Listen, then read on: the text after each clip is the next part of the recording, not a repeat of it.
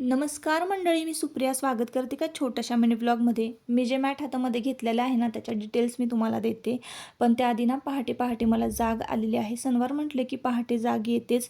आणि मग उठल्या उठल्या एकच काम असतं आपल्याला, अंगण वगैरे स्वच्छ करणं आणि त्यानंतर सडा रांगोळी करणं. तर आज ना 22 डिसेंबर 2025 आज घटस्थापना आहे आणि आदल्या दिवशी चौकट वगैरे मी सजवून घेतली होती.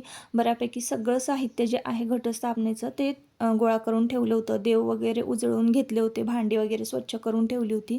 त्यानंतर सकाळी उठल्या उठल्या ना पुन्हा एकदा घर संपूर्ण स्वच्छ करून घेतलं, अंगण स्वच्छ करून घेतलं, कारण आज दिवसभर ना वेळ नाही मिळत आणि देवपूजा झाल्यानंतर स्वच्छता करायची नसते. इथे देव मांडून घेतलेले आहे. आमच्याकडं ना देवघटी बसवायची असले की खाऊच्या पानावर मांडून घेतात आणि पंचामृतानं स्नान घालतात देवांना. त्यानंतर इथं अखंड दिवा प्रज्वलित केलेला आहे. दिव्याला तांदळाचं आसन दिलेलं आहे, स्वस्तिक काढलेलं आहे आणि अखंड दिवा प्रज्वलित करायचा असतो. अखंड दिवा एकदा प्रज्वलित झाला ना की आपल्या कुलदेवतेचं आपल्या आयुष्यामध्ये आगमन होतं, आपल्या घरामध्ये आगमन होतं.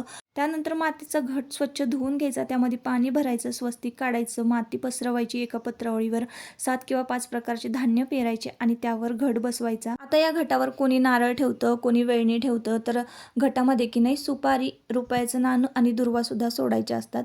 त्यानंतर इथं बघा, आता हा दिवा अखंड 9 दिवस चालू राहणार आहे आणि घटावर आपल्याला पहिली माळ पानाची बांधायची आहे. त्यानंतर फुलाची. आजचा शुभ रंग आहे पांढरा आणि देवीचं रूप आहे देवी शैलपुत्री. आज ना मी केसांमध्ये छानसा व्हाईट कलरचा गजरा सुद्धा माळला होता. त्यानंतर आरती वगैरे झाली. त्यानंतर हे बघा, हे मॅट मी मिशोवरनं घेतलेलं आहे. तुम्हाला जर हवं असेल तर माझी कम्युनिटी पोस्ट चेक करा, तुम्हाला लिंक मिळून जाईल. खूप छान आहे आणि अगदी स्वस्तात मस्त आहे. चला बाय.